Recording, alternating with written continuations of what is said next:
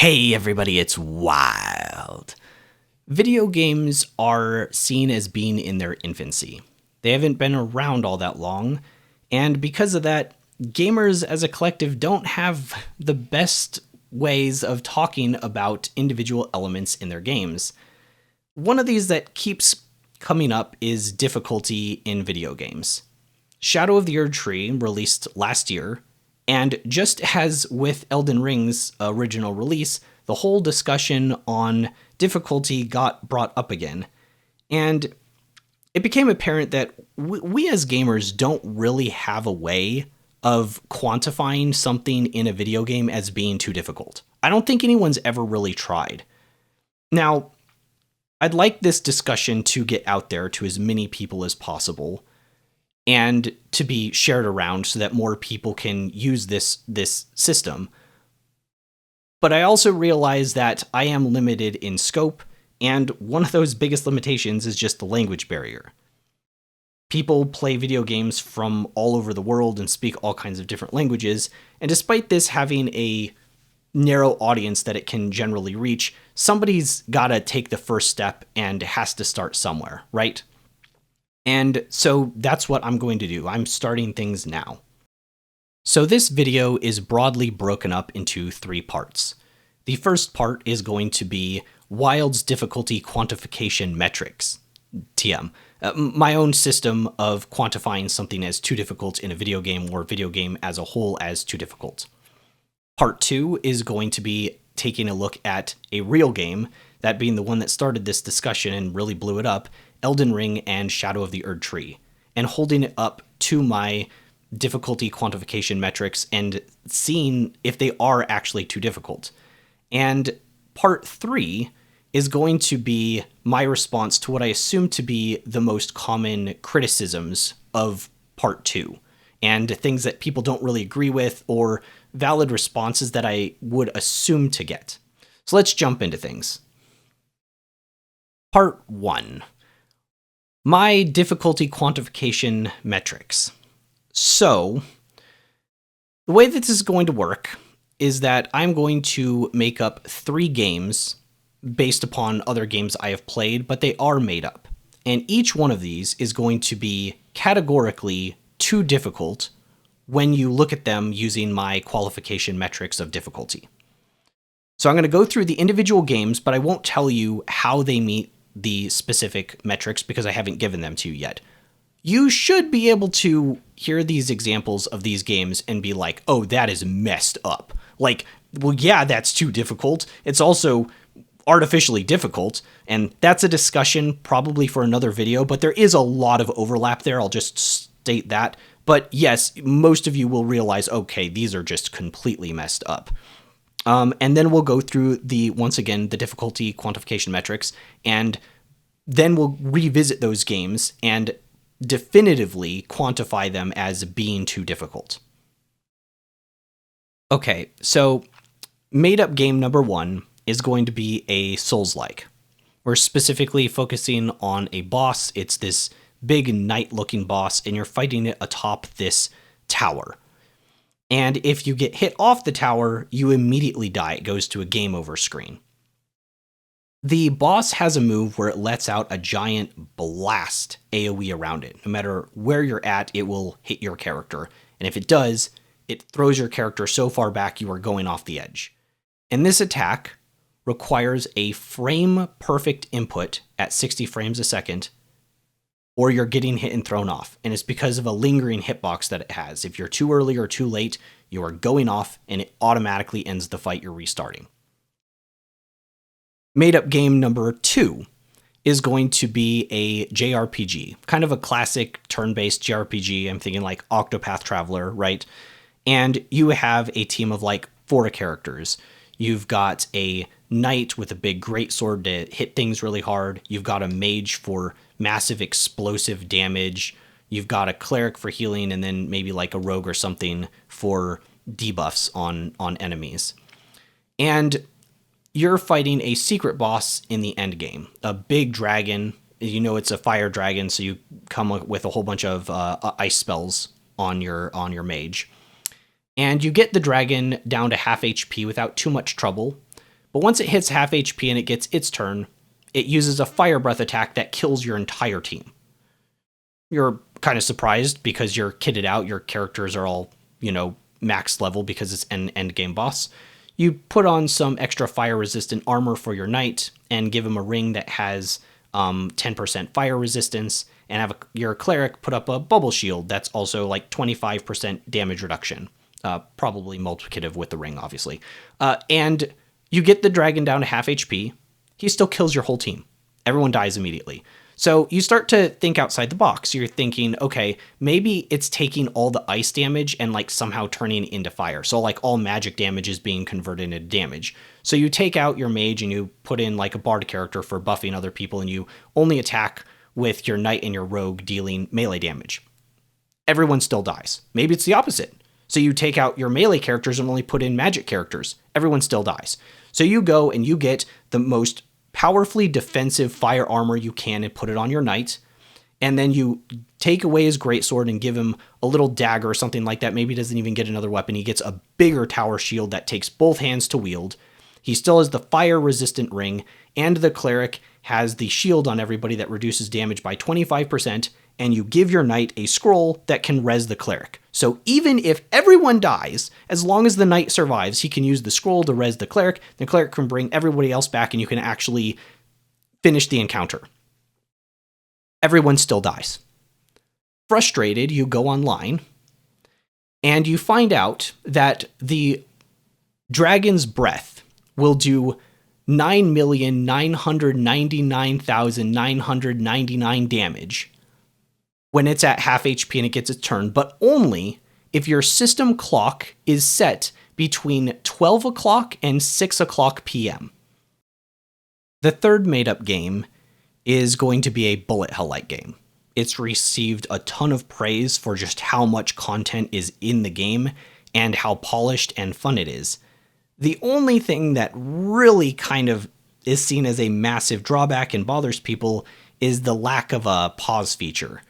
It means that if you're only given 10 minutes to play, a game for whatever reason, and you start a mission, if it's 15 minutes, you just kind of have to quit out and lose your progress. But with that aside, it's seen as an absolutely amazing game. It's got some good challenges in it too. Once you beat the game, you unlock one final challenge that takes you across all of the different planets you've been, has you fight all of the bosses you fought before, although they're way toned down. It's more like a victory lap.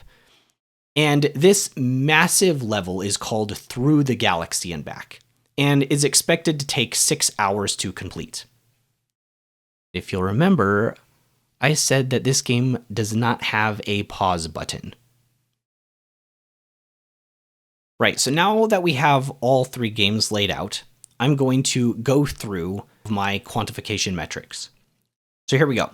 Something in a video game is too difficult when it is unreasonable for a human to complete the task given, either physiologically, cognitively, socially, and in very rare occasions, emotionally. That's quite broad, so let's break that down. First of all, I said unreasonable for a human to complete the task, not impossible. You can do some pretty crazy things in games that seem kind of inhuman. Frame-perfect inputs are a good example. It's possible to do frame-perfect inputs, but it is unreasonable to expect a human to do so. That'd be why I use that word. So something either physically, cognitively, socially, and in certain rare occasions, emotionally, is unreasonable for a human to do, it's too difficult. So now let's take Wild's difficulty qualification metrics, TM, and apply them to those made-up video games that I gave as examples before. The first example with the Souls game that I made up, where you're fighting a knight atop a tower and he lets out some sort of big blast shockwave that'll knock you off the tower and has a lingering hitbox, so it requires a frame-perfect input. As I've already stated in my breakdown of my quantification metrics, it is possible for a human to have frame-perfect inputs. But on demand And when a boss could be doing other attacks, it's kind of unreasonable. You wouldn't expect somebody in the middle of a fight just to be able to pull out a frame perfect input. It's possible, but it's not reasonable to ask that of a human. Now, why? Is it because of something socially? Is it because of something socially in their life? Like they have some sort of obligation, they have to go to the bank or something? No, that's not it. Is it because they just don't understand how to press the button that makes them dodge? I hope not, or they're not getting very far in the game. It's unreasonable for a human to complete the task given physiologically. From what we know of human biology and how they function, having a frame perfect reaction time is just unreasonable. Okay, so that's one's explained. The second game, the made-up JRPG game. In this game, going online, we found out that the way to actually beat the dragon is to just not fight it in between noon and 6 p.m. or change your system time if that's the only time you have to play the game. And if you don't fight it during those times, it's just going to annihilate your entire party no matter what strategies you do. Now, in this example, I've portrayed the individual playing this game as somebody that seems to be pretty competent at the game they're playing. They know to put a heavier shield on and fire-resistant ring on their knight character, and they've tried a whole slew of things, including not hitting the monster with the dragon with magic attacks or melee attacks, and yet it doesn't matter. They're still just all annihilated. When it comes to artificial intelligence, they can try and they will try just about everything to try to complete a task. If they're given a task, machine learning, they will try everything, even if it doesn't make sense. But humans don't function like that. Humans use reasoning of things that they understand, like physics or biology, to make informed decisions. And that's how we make decisions of what we should try and what we shouldn't try. So for instance, you're not going to go to like a doctor and be like, doctor, I have a rare, disease or something like that. And they'll be like, you know what? That doesn't have a cure. But you know what? As humanity, as humans, there is something we haven't tried. There's something we haven't tried to ever cure that. My neighbor has a 30-year-old lawnmower, and nobody's ever tried licking it to cure that disease. You want to try it? From our perspective, that's insane because it's not following any logic of what we know about physiology and or anything. It doesn't make any sense. It's just completely insane. We don't try everything. You don't have a cold and your doctor's like, yeah, it's going to take a few weeks, but if you go down to the store and buy some strawberries and a bouncy ball and blend them up together and make a strawberry bouncy ball smoothie, maybe it'll cure it. We don't have to try everything to know things aren't going to work because we use the science we already know as the backbone to make decisions. AI doesn't really have this. They will try everything, right? So the start button in a lot of games is the pause button. You press start, it pauses the game. And AI, if it can't beat that dragon, will press start, start, start, start, start, start, start, ABXY. To you as a player, you'll never try that. Because to you, all that's going to do is pause, unpause the game, pause, unpause the game, pause, unpause the game, pause, unpause the game, and open a few random menus. You would never try that. If AI were a person, it would be the type of person to lose to that dragon and then go over to the neighbor's house and start licking their cat. Because they haven't tried that to beat the boss yet. They'll try everything, but humans have to follow logic. And when there is no line of logic to follow, it is unreasonable for a human to come to the conclusion cognitively. And that is why that specific game is too difficult. The third and last example, the bullet hell game. So in that game in particular, you know what we're going to focus on, the final level, everything's made up about it, but the final level through the galaxy and back. A 6-hour level. Okay, first of all, 6 hours is a long time, right? So you're going to have to set some time aside. And you decide to play this game, right? Over a 6-hour period, it is not unlikely that a human would get hungry. They might need something to eat. And they might also really should have something to drink. Over a 6-hour period, you should stay hydrated. It's not really easy to eat or drink while playing a game. You can do it. It's not super unreasonable, but it's awkward. It's weird. But you know what happens if you stay hydrated and you drink a lot over a 6-hour period? Yeah, you're going to need to pee. You can do that without pausing the game. There are ways that you could manage it. Is that reasonable, though? Like, the devs that made this game, they're like, okay, you're gonna have to find somewhere to pee in this 6-hour period while you're playing. Play in the bathroom or something like that. Bring your Switch in the bathroom with you or something. Like, what? Like, that's weird, right?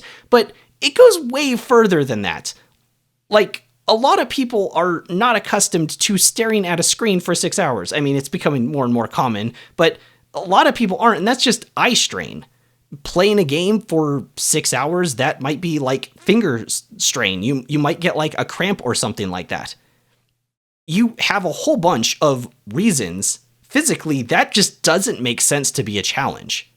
And I think that it's easy to say that that is unreasonable for a human to do it. Once again, physiologically, just from what we know of the human anatomy and what goes into making it run effectively and needing to take breaks from games and stuff like that, this level just doesn't make sense.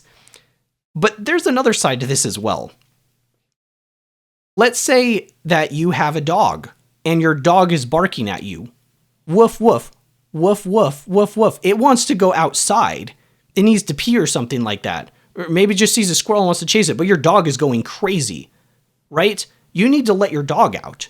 It's not you physiologically, it's nothing to do with your body, but your dog needs to get let out.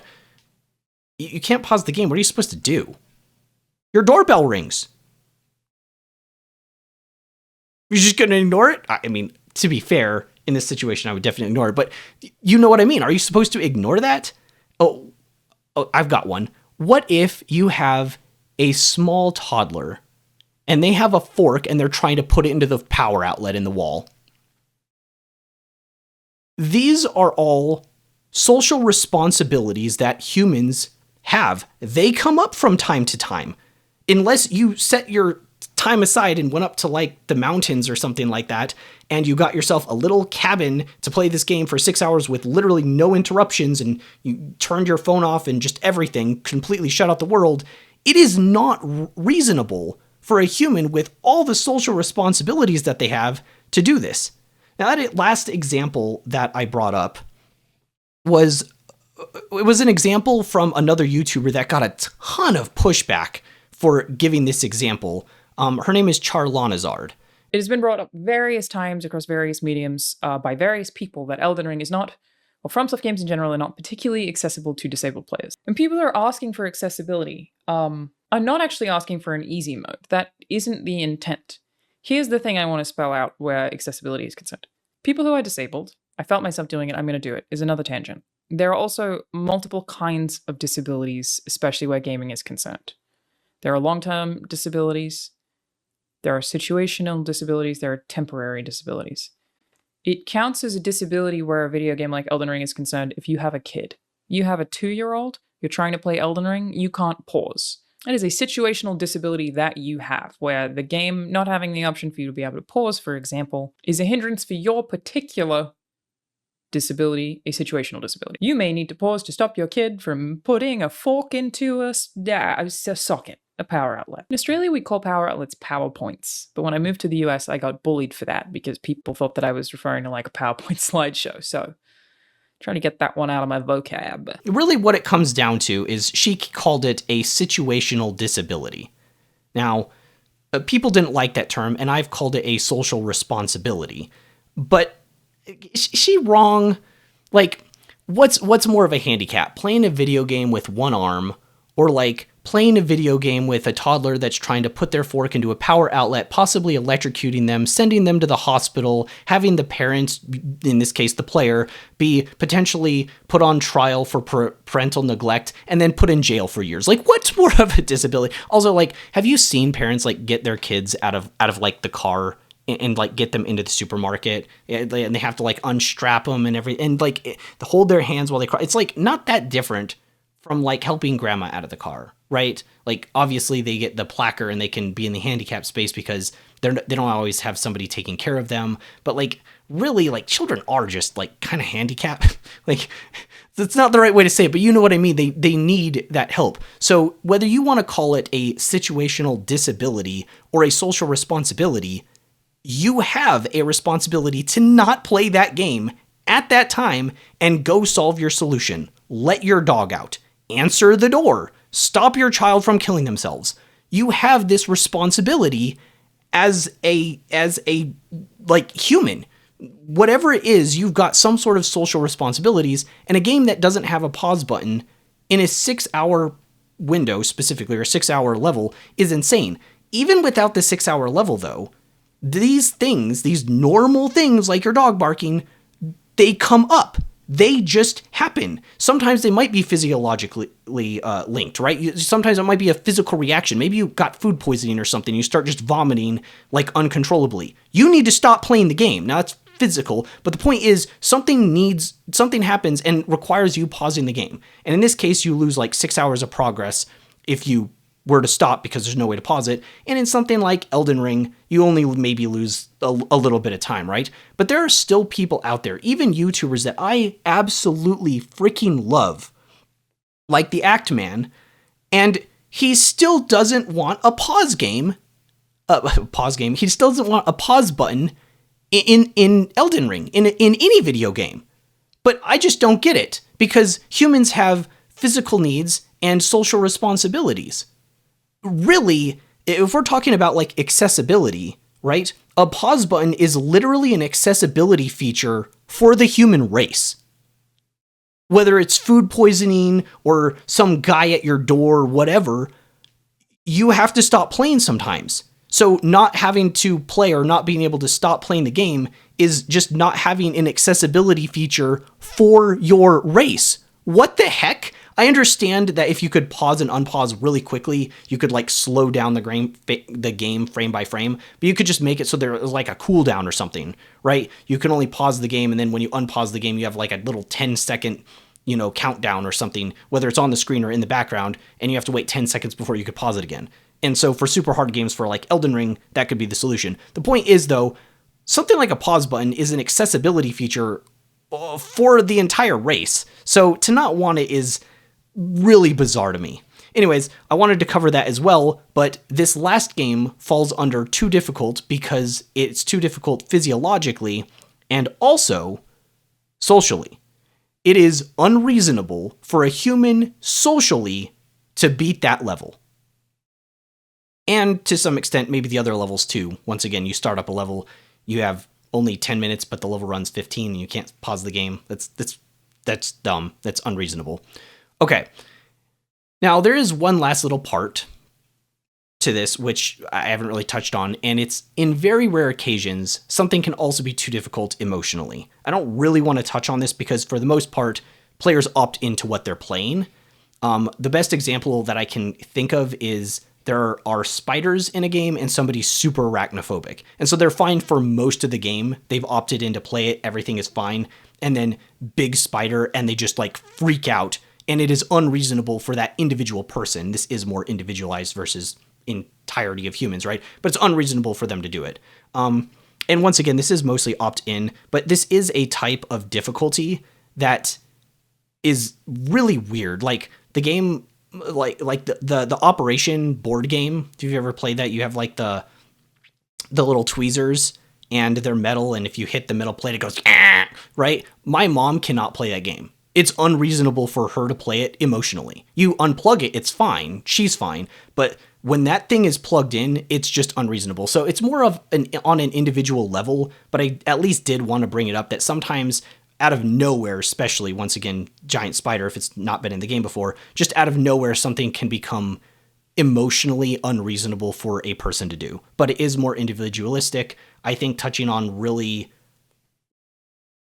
big and probably nothing I can say on YouTube, but like touching on violations of like humanity in some way or another would be too much for a lot of people. So in those instances, I did at least want to bring it up.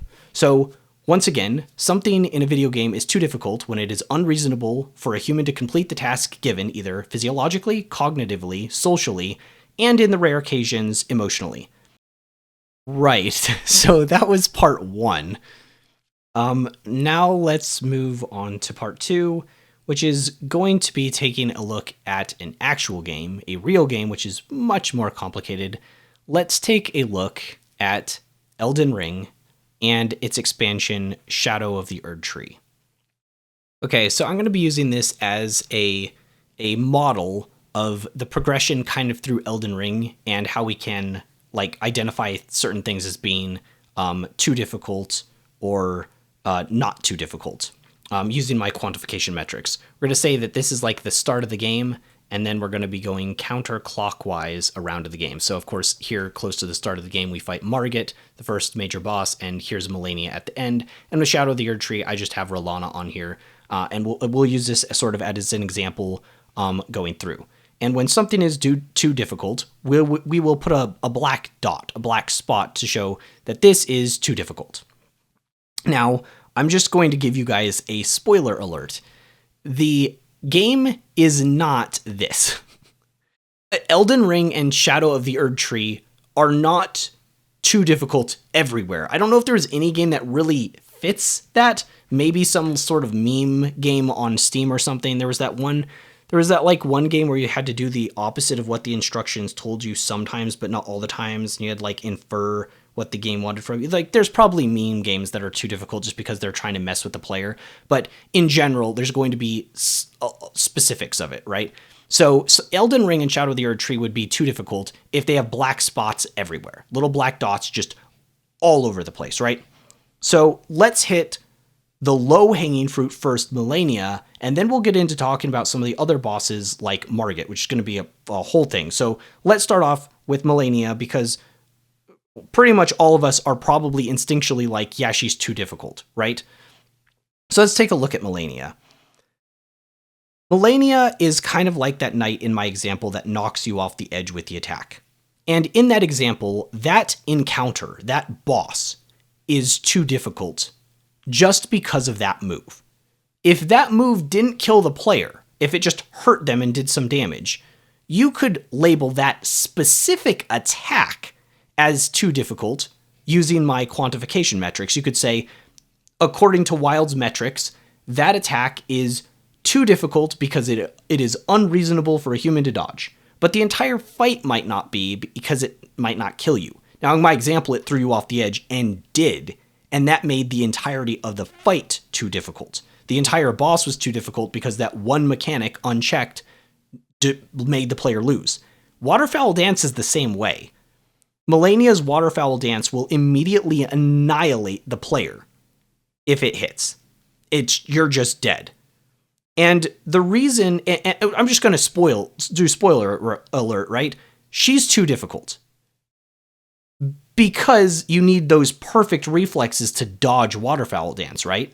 If you're watching this and you've never played Elden Ring, you need those perfect reflexes to dodge this, right? But if you've played her, you know that's not the problem.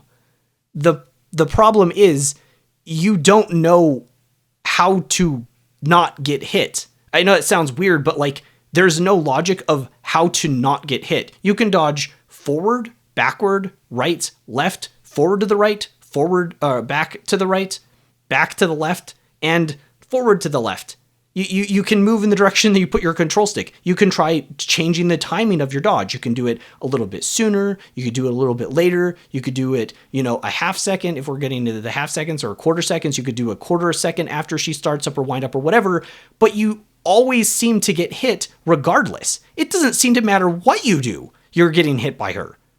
The only thing you can really do is just stay the heck away from her when she hasn't done it for a bit and expect it to come out, and you're so far away that you can just run and spam dodge and maybe you're okay. Waterfowl Dance isn't too powerful or too difficult of a move, making the fight by proxy too difficult because it kills you, because it requires pinpoint precision, lightning reflexes and frame perfect inputs. Malenia is too difficult cognitively. There is no cognitive reason that a human can piece together to dodge waterfowl dance. Now, people have done it since, and if you go onto YouTube or you watch streamers like Yui, who's, he does challenge runs like every single day, and I've seen him dodge waterfowl dance like so many times. But he has like 4,000 hours into the game, and he does challenge runs like almost every day in Souls games, and a lot of times in Elden Ring. And if you learned through YouTube like that, you've learned how to overcome it. But when you're actually playing the game, you probably felt it was unreasonable to dodge that attack. And not physically, cognitively. There doesn't seem to be a logical way to not get hit. So we can definitively say, according to my metrics, Malenia meets the requirements of being too difficult cognitively. So we can take a little brush here and we can put a little spot. Oh my gosh, that's just such a tiny little spot. Let's make that a little bigger. Bam. Right? Isn't exactly what I was looking for, but bam. Okay, Malenia is too difficult in Elden Ring. She meets my requirements because Waterfowl Dance meets it and it automatically kills you. It's too difficult cognitively. And if you don't just stay the heck away from her or maybe have some sort of weird cheese build or something, you are going to have a bad time and it just feels off. Moving away now from one of the last bosses you will fight in Elden Ring, let's take a look at one of the first. Margit the Fell Omen. To a lot of you, you might be like, why are we looking at Margit? Like, it's just Margit the Fell Omen. He's like the first boss of the game. But we have to take a look at an element of Margit the Fell Omen. An element. This specific piece of game design shows up multiple places in Elden Ring. And it needs to be talked about because it's important for other bosses and just the discussion in general. For this next section of the video, I'm going to be using clips from the popular Twitch streamer Zakrar. He also goes by the name Asmongold on YouTube. Now, I've been using clips from other Twitch streamers throughout this video, but we haven't really been looking at the specifics of their gameplay. But in the next section of this video, we're actually going to be taking a look at the gameplay itself from what I consider to be an average to slightly above average player of these Souls games. He's going to be serving as sort of an everyman, because I feel like the trappings that he fell into, other players have and will fall into in the future. So a little bit of context. Zach has played all of the Souls games, or at least of the FromSoft Souls games and a few others. Dark Souls 1, Dark Souls 2, Dark Souls 3, Dark Souls 4 if there was one, but there isn't, Sekiro, Bloodborne, and obviously Elden Ring. And he completely beat all of Elden Ring. He beat the entirety of the game, including Margit, the first boss, the one we're going to talk about, right? He beat him. And years later, when Shadow of the Erd Tree, this last year when Shadow of the Erd Tree released, he did like a pre-Elden Ring Shadow of the Erd Tree stream. I think it was only the third stream I've ever caught of him live, too.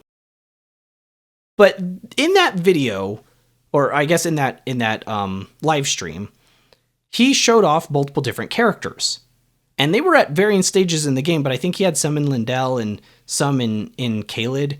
So it's reasonable to say that he just didn't beat Margit the Fell Omen once. He beat him multiple times. He beat Margit like at least 3, 4, maybe even 5 or 6 times. He's beaten the crap out of that starting boss. But as part of this stream, he decided he was going to roll a new character. A faith-based character, the Prophet starting class. The Prophet starts off with the spell Ta. For you muggles, catch flame.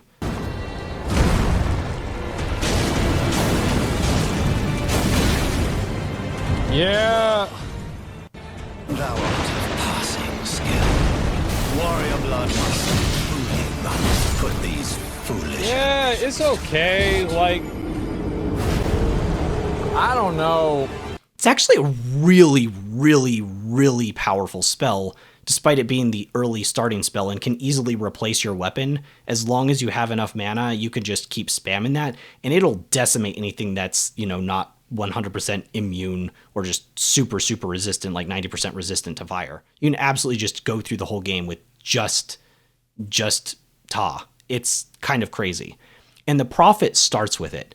Not only that, Margit is weak to fire.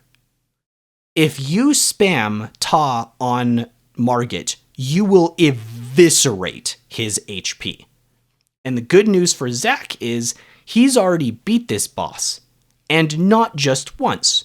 So he goes up to Margit with his new Prophet that has Ta on him. Yes, he's more comfortable using things like melee weapons like spears, but he uses this spell as well and takes a decent chunk of HP off. But he doesn't beat Margit the first time. He dies. That's fine. It's been a while. He's been away from the game for who knows how long, right? Because I have no idea. Maybe not since the initial launch. But he's already beat the boss once. Back on that horse to do it again. And he loses again. And again, and again, and again, and again, and again. And the reason I set up his history beforehand is because on initial inspection, right, from a layman's perspective, you'd be like, man, this guy just sucks at video games. He's probably never played a Souls game in his life. He just sucks. But he's played all the other Souls games and beat them. Not only that, he's played this game and beat it. He's beat this boss before, probably multiple times. And yet, here he is losing. What is going on here? What is actually going on here that's causing this to happen? And I hate to break it to you guys, but it's the fact that Margit has manipulative game design in his DNA. Or code, I suppose. I said that we were going to talk about an element of game design. And this is the an element that I want to focus on, because I can go off on like all of the game design elements with Margit that make him manipulative to kill new players. It's bad. I could go on like 30-minute tirade, but we're not here for that, right? We're talking about difficulty. So we're going to talk about this an element. And this isn't like a super specific term, but these are moves that come out of Mach speed from neutral. Margit the Fell Omen has two of these actually, but before we really get into them, let's just establish how Elden Ring and many of the Souls games function just with their animations and attacks in general. So the player and enemies all have attacks that have some level of commitment to them. Bloodborne is the one that has the least commitment, but let's just stick with Elden Ring for now. When you press the attack button, your character has a small windup to a large windup. It depends upon the weapon you're using. If you're using a small dagger, then there's barely any windup. There's also barely any ending lag to the attack or recovery animation of your character having to recompose and gain their balance after swinging around like a heavy sword.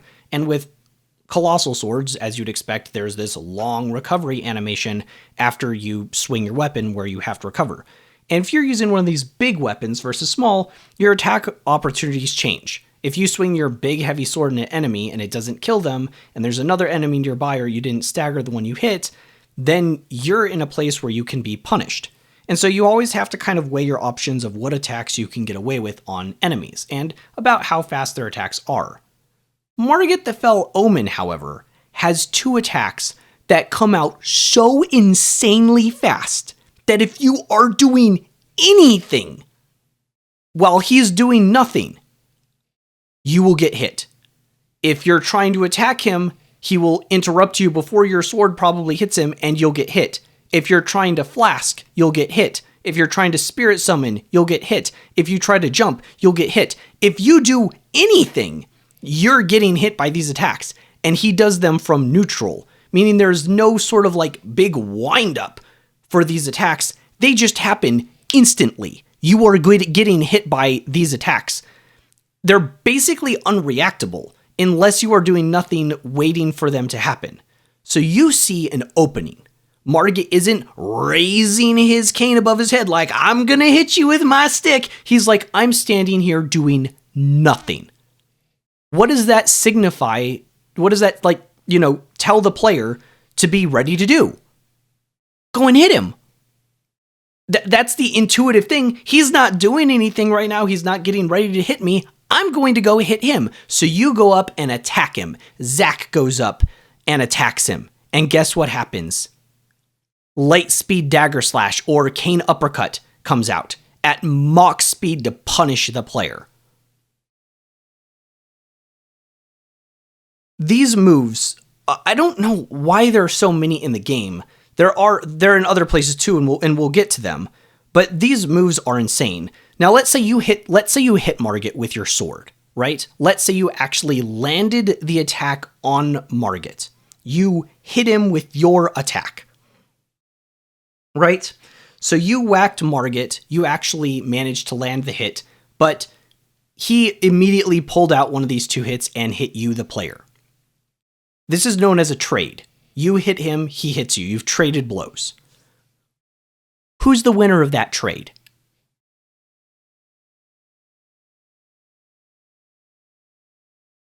Initially, you might be like, well, it's obviously the boss of the game. He's going to do way more damage than you could ever deal to him, and you've got limited resources of healing. It's definitely him. But the question is a little bit deceptive and not as simple as you might think. When you first start out in Elden Ring, you have like 3 heal charges, maybe 4. You barely have enough HP to take a hit or 2 from Margit, even of light speed dagger slash or the cane upper move. You don't have very much armor, especially like the Prophet has like no good armor against physical defense. But if you've explored Limgrave, quite a endeavor to explore everything, but even if you just explore a decent chunk of Limgrave, you might have 6 or 7 heal charges, and they're boosted to heal basically your full HP gauge because you can upgrade them. And you probably have, instead of like having 10 or 12 or 13 points in vigor, you might have like 20 or maybe even like 25 health in vigor to give you way more HP. You might have armor that makes your character more defensive. You might have found a shield that has 100% physical damage negation, as there's a lot in Limgrave. And when you fight Margit and you hit him and he uses one of these really categorically unfair attacks that's unreactable from doing anything on your end and hits you with it, you realize something. Those 2 moves don't actually do that much damage. They're not that dangerous. That is, unless you're a starting level character, in which case they're unfair and they also annihilate you. And so, who wins the trade hitting Margit? Well, it depends upon what level your character is. If your character's high enough level, those attacks don't really hurt that much. Trade with him all day long and you'll just win. But if you're a new character, a new player, they're unfair attacks and they're going to kill you. This was the developer's way. This is FromSoft's way of forcing, essentially, even veteran players like Zach or anyone else to go out and explore Limgrave. They made a boss that's unfair. He has, once again, we're looking at an element of game design that I think is manipulative. This is just one thing with Margit. He's got loads. Like I said, I've got like 30 minutes I could spend on him. He's disgusting in terms of the kind of gross game design that's put behind him. And I think it's all to make the player feel like they can't beat him at level 1. He's not fair. So the player goes off and levels up, and then they come back to fight him, and that unfair design doesn't kill you anymore, and so you just excuse it. To me, I still hate it, but we're talking about difficulty, not balance or, bad game design or something that's corrupted just to make the player fail. We're talking about difficulty. So, is Margit too difficult? And now you understand why it's a hard question to answer, right? If you actually looked at his game mechanics and you were like a set level and that level happened to be like the lower end, yeah, of course. He's just unfair. You can play around it, you can learn to deal with him. I've done level 1 runs, I've beaten him with the Wretch, but he's unfair and it feels too difficult. It just does. But when you're a higher level, the bad design doesn't matter anymore. You could just ignore it, and he's no longer too difficult. So the fact of the matter is, when you're fighting Margit the Fell Omen, if you are of the proper level, he is not too difficult. There's no dot here. However, if you are not the correct level, there's your spot. Rolana, I've so conveniently put on here, is the same way. She has attacks that come out of Mach speed from neutral. Unlike Margit, you know that these, if you fought her, these are like really obvious. They are going to kill you. Never attack her when she's standing still. I think it was my 3rd time I fought Rolana. I used my coiling sword, Urumi, and I got, it's a whip weapon that can extend to its full-length sword form for a really long range pierce. Anyways, I did like an attack with my whip, and I got my full extension of my arm, back.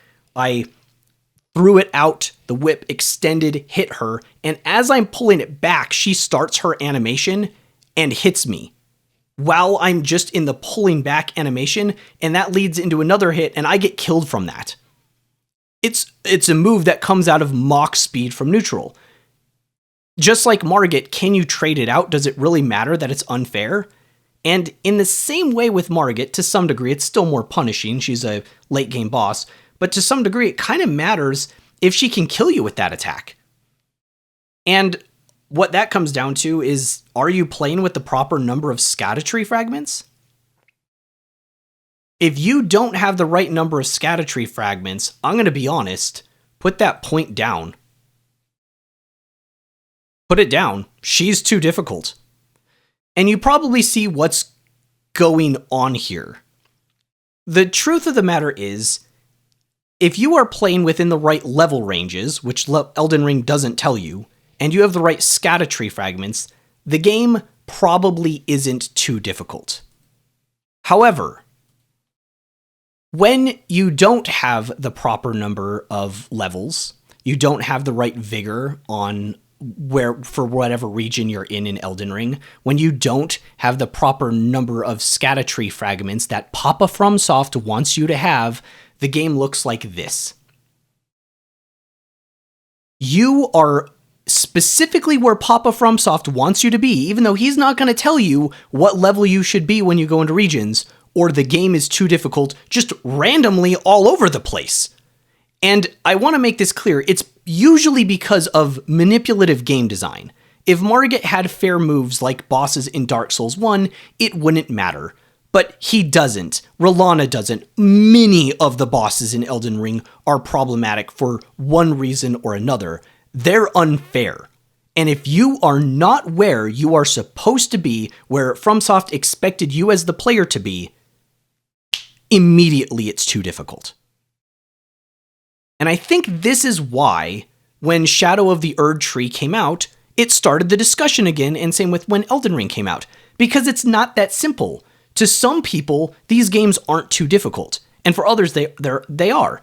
There's a lot of players, myself included, that when we first got out into Limgrave, we threw ourselves at the Tree Sentinel until we killed that guy. Aside from some jank hitboxes that he still has to this day through all the patching, really there should just be different hitboxes for being directly hit versus like hit by a tremor. Like if you played Monster Hunter, tremors like shake the ground and maybe you'll take some chip damage, but you'll stumble around. I don't know why they don't have that in Elden Ring. I think it'd be kind of cool. But aside from that, like one hitbox move or a couple of them, he's not really that bad. But Margit's just unfair.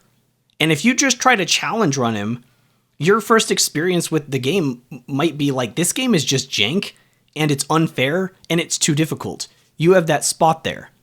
And for some players, the whole game might just look like this. And it's just because they're not at the right level.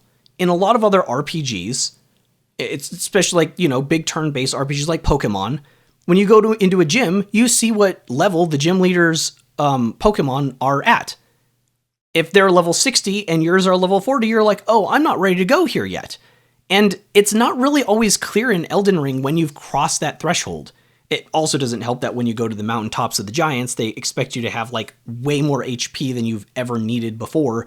And if you don't, you're just getting like one shot by stuff and you're like, wait a second, what the heck? I thought I was fine. So there's also weird oddities like that as well. Elden Ring can quickly go from being in it feeling right to immediately busted the next second. And it's just because you're not where the developers expect you to be. It's RPG mechanics conflicting with player skill.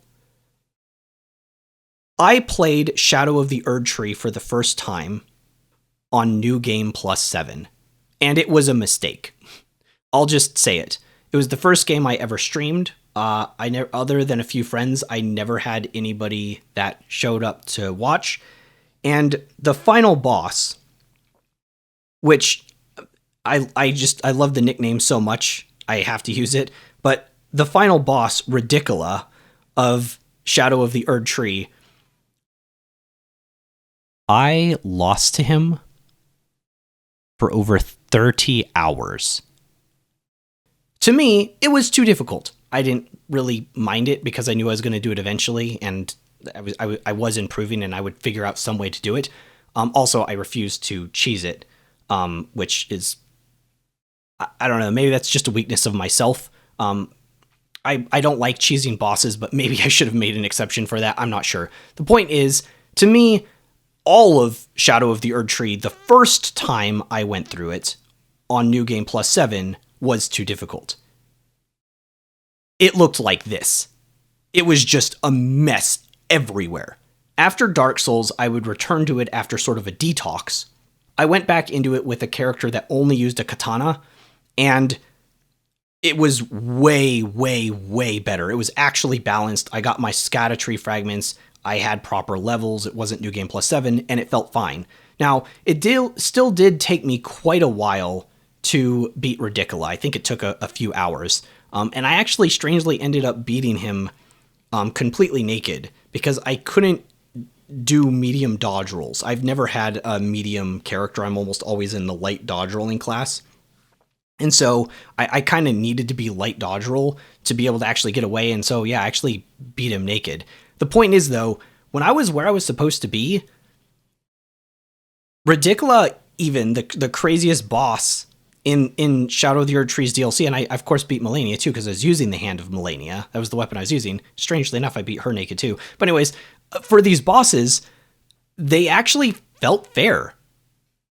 Really hard, and maybe fair's a little bit weird to say against Melania and Ridicula because they both have oddities. At the time, Ridicula had unavoidable moves, and Waterfowl Dance is still really, really, really disgusting, and we've already talked about how that actually can be quantified as too difficult.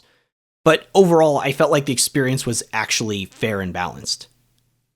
If you're where you're supposed to be, I think we can definitively say that Shadow of the Erdtree and base Elden Ring are not too difficult. There's a few specs here or there, but in general, you're not actually going to have those spots as long as you're playing the game reasonably. There's going to be a few Melanias here or there. Maybe you've got a few other examples, right?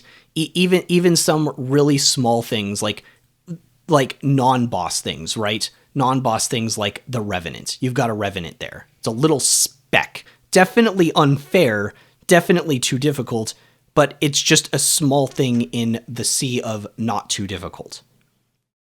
So as a whole, Elden Ring and Shadow of the Erdtree, according to my metrics, are not too difficult as a whole.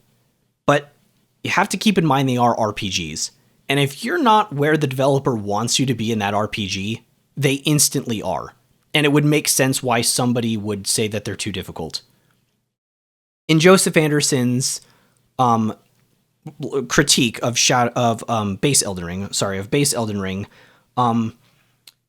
he says that if Miyazaki would have came to his house and told him to his face that Torrent wasn't meant to be in the final boss fight against Elden Beast, he wouldn't believe him.